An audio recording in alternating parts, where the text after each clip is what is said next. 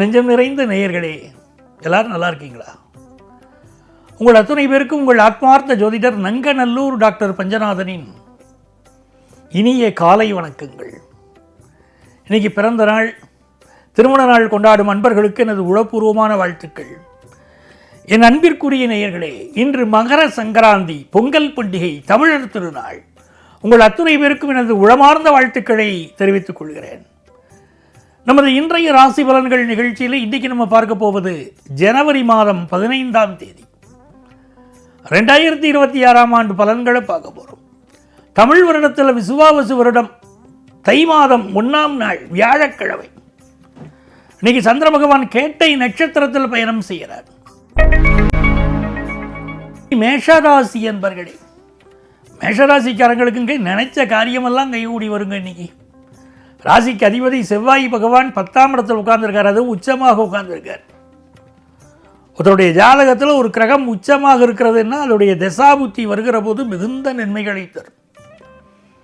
சில பேர் கேட்குறாங்க, சார் எனக்கு எப்போ சார் நல்ல காலம் பிறக்கும்னு கேட்குறாங்க. அந்த நல்ல காலம் எப்போ பிறக்கும்னு தெரிஞ்சுக்கணும்னா உங்கள் ஜாதகத்தில் எந்த கிரகம் உச்சமாக இருக்கிறது, அதோடைய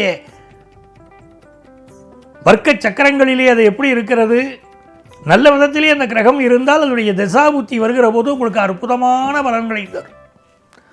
இந்த மேஷராசிக்காரர்களுக்கு பொதுவாக நல்ல விஷயங்கள் கைகூடி வர வேண்டுமானால் முருகப்பெருமானை வழிபாடு செய்யணும். தமிழ் தெய்வம் முருகப்பெருமானை வழிபடுகிற போது உங்கள் வாழ்க்கை அற்புதமாக இருக்கும். இன்றைக்கி குடும்பத்திலே மகிழ்ச்சி, நல்ல வேலை வாய்ப்பு கிடைக்கக்கூடிய ஒரு செய்தி, எதிர்பார்க்கிற காரியங்கள் அனுகூலமாக முடிய போவதனால் இது ஒரு நல்ல நாளாக மேஷராசி என்பர்களுக்கு அமைகிறது. ரிஷபராசி என்பர்களே, ரிஷபராசிக்காரர்களுக்கு சந்திர பகவான் இன்னைக்கு 6வது ஸ்தானத்தில் உட்கார்ந்து இருக்கார். புதன் பகவானை பொறுத்த வரைக்கும் 8ஆம் இடத்துல இருந்த ஒரு 9வது ஸ்தானத்தில் இந்த மாத துவக்கத்திலிருந்தே 9வது ஸ்தானத்தில் நமக்கு இருந்துருக்கார்.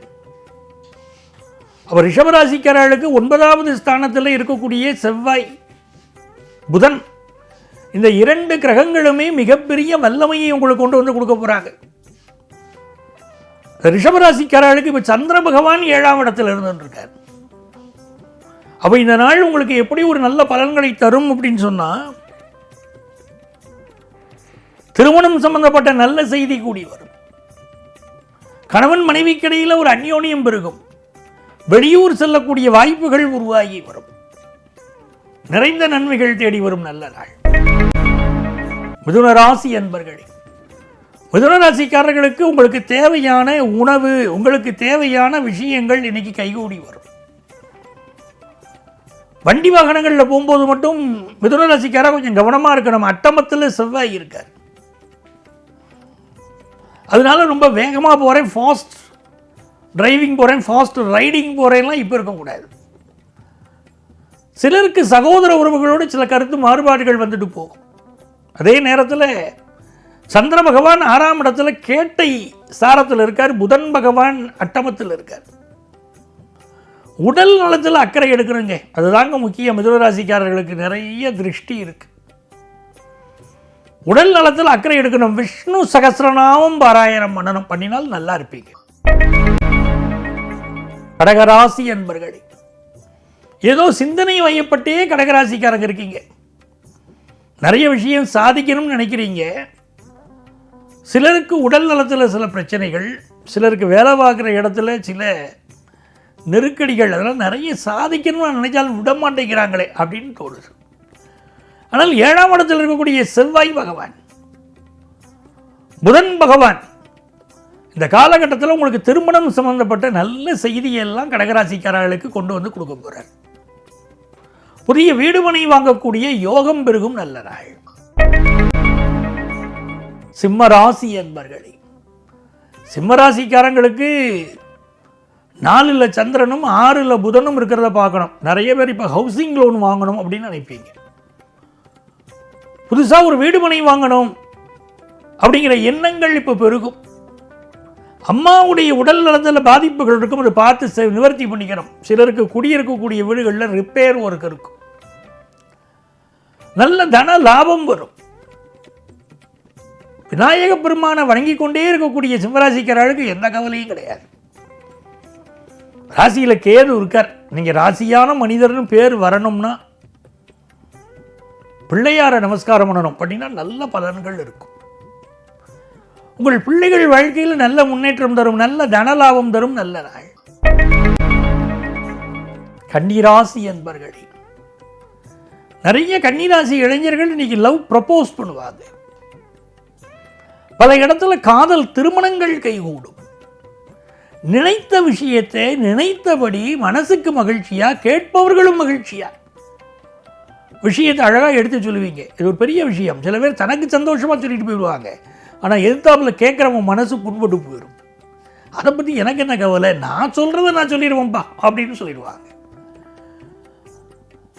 ஆனால் கேட்குறவங்களுக்கு சந்தோஷமாக இருக்கணும் பாருங்க, அது ஒரு பெரிய கலை பாருங்க. அப்படி கேட்கக்கூடியவர்களும் சந்தோஷமாக கேட்கக்கூடிய அளவுக்கு இன்றைக்கி சிறப்பாக பேச போகிறீங்க. பயணங்கள் திருப்தியாக இருக்கும். நிறைய நன்மைகள், வியாபாரத்தில் லாபங்கள் உண்டு. துலாம் ராசி என்பர்களே, இது ஒரு தனலாபம் தரக்கூடிய நாள். புதிய வீடு மனை வாங்கக்கூடிய யோகம் உள்ள நாள். குடும்பத்தில் சுப செய்திகள் கூடி வரும். பிள்ளைகளால் சந்தோஷம் வரும். ஆகச்சிறந்த வெற்றிகள் தேடி வரும் நல்ல நாள். விருச்சிக ராசி அன்பர்களே, இந்த நாளில் ராசிக்கு அதிபதி உச்சமாக இருக்கார். எப்பெல்லாம் நம்ம ராசிக்கு அதிபதி உச்சமாக இருக்காரோ வாழ்க்கையில் ரொம்ப சிறப்பாக இருக்க போகிறோம்னு அர்த்தம். ராசிக்கு அதிபதி மட்டுமல்ல, நம்முடைய லாபாதிபதி புதனும் சேர்ந்து உட்கார்ந்துருக்கார் ராசிக்கு அதிபதியோட.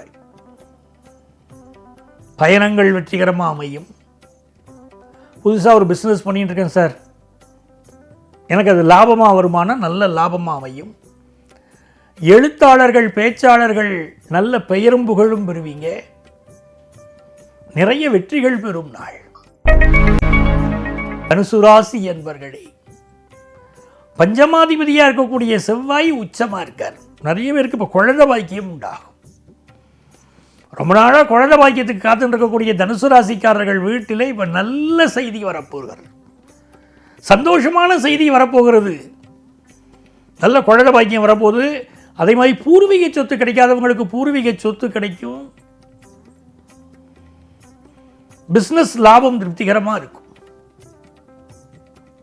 படிக்கிற மாணவர்களுக்கு கல்வியிலே நல்ல அபிவிருத்தி உண்டு.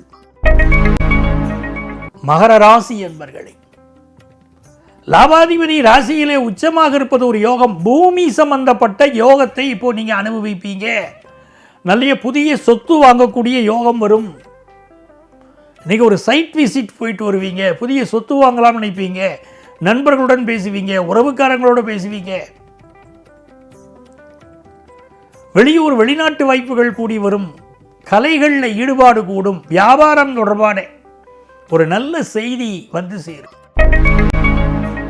கும்பராசி என்பர்களே, இது நன்மையான ஒரு நாளாக உங்களுக்கு அமைகிறது. ராசியில் இருக்கக்கூடிய ராகு பகவான் நிறைய எதிர்பார்ப்புகளை உருவாக்கி விடுவார். எதிர்பார்ப்புகளை உருவாக்கி விடுவார். உங்கள்கிட்ட அத்தனைக்கும் ஆசைப்படுங்கிறார் ராகு பகவான். சந்திர பகவான் 10ஆம் இடத்தில் இருக்கார். புதன் 12இல் இருக்கிறார். சிலருக்கு வேலை மாற்றம் ஏற்படும்.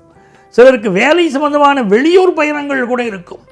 பிஸ்னஸ் தொடர்பான பயணங்கள் இருக்கும். மகிழ்ச்சி பயணங்கள் இருக்கும். நல்ல நல்ல விஷயங்கள் கூடி வரும் நல்ல நாள். மீனராசி என்பர்களே, இந்த நாளில் புதன் பகவான் நமக்கு லாபத்தில் இருக்கிறார். ஆன்லைன் பிஸ்னஸ் பண்ணுறவங்களுக்கெல்லாம் இன்னைக்கு நல்ல லாபம் உண்டு. நீங்கள் எதிர்பார்க்கிற ஒரு நல்ல தகவல் கூடி வரும். பிள்ளைகளால் மகிழ்ச்சி வரும். உங்கள் கம்யூனிகேஷன் வெற்றியடையும். கம்யூனிகேஷன் செக்டாரில் பலருக்கு வேலை வாய்ப்பு கிடைக்கும். தேர்வுகள் சம்பந்தப்பட்ட நல்ல செய்திகள் வந்து சேரும். ரொம்ப மகிழ்ச்சியான ஒரு நாள். அன்பர்களே, நாளைய பதிவில் மீண்டும் சந்திப்போமா?